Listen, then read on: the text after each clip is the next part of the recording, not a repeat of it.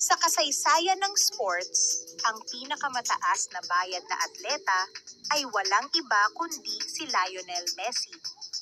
Sa kanyang kahanga-hangang karera, kumita siya ng mahigit $1 billion mula sa kanyang sahod at endorsements. Ang kanyang talento sa football ay hindi lang nagbigay sa kanya ng mga tropeyo, kundi pati na rin ng napakalaking yaman. Sumunod sa kanya si LeBron James, na hindi lang isang basketball superstar, kundi isang matagumpay na businessman. Ang kanyang kita mula sa NBA at mga sponsorship ay umaabot din sa bilyon. Ngunit hindi lang sila ang mga halimbawa. Si Tiger Woods, na nagrevolusyon sa golf, ay kumita ng higit 1.5 bilyon sa ating anay